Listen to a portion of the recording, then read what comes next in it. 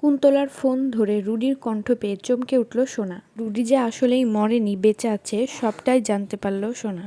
হ্যাঁ বন্ধুরা, এমনটাই দেখতে চলেছি আমরা অনুরাগের ছোঁয়া ধারাবাহিকের পরবর্তী এপিসোডগুলোতে। এর আগের এপিসোডে আমরা দেখতে পেয়েছি যে দীপ সূর্যকে মার্কেটে নিয়ে যায় এবং সূর্যর যেন খুব তাড়াতাড়ি জ্ঞান ফিরে আসে, সেই জন্য দীপ তার জেম্মাকেও মার্কেটে আসতে বলে। কুন্তলাও সোনাকে নিয়ে মার্কেটে উপস্থিত হয় এবং তার মাকে দেখিয়ে বলে, দেখো তোমার মা আবারও তোমার বাবার আশেপাশে ঘোরার চেষ্টা করছে। তখন সোনা প্রচণ্ড ক্ষেপে যায় এবং দীপাকে অপমান করতে থাকে। মাকে অপমান করে যাওয়ার সময় সোনার সঙ্গে মার্কেটে একদল গুন্ডার ধাক্কা লাগে। গুন্ডাগুলো সোনাকে নিয়ে বাজে মন্তব্য করতে থাকে। ঠিক সেই সময় দীপা সোনাকে বাঁচায়।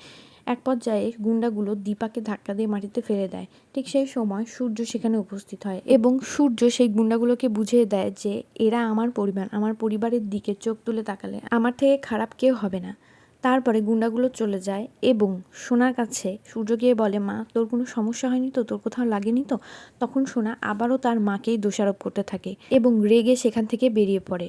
হঠাৎ করে কুন্তলা সোনার সামনে চলে আসে এবং বলে, সোনা তুমি এত রাগারাগি করো না, তুমি মাথা ঠান্ডা করো, চলো আমরা অন্য কোথাও গিয়ে বসি।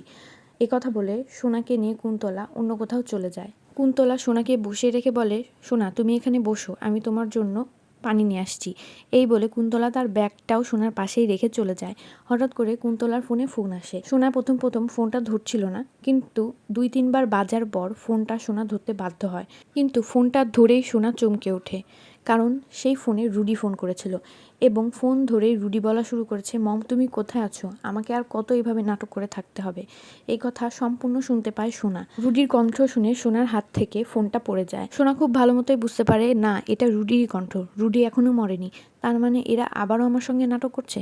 তো বন্ধুরা, তোমরা কি চাও রুডির আসল রূপ খুব তাড়াতাড়ি সোনার সামনে চলে আসুক? তাহলে আমাদেরকে কমেন্টে অবশ্যই জানাবে। ধন্যবাদ।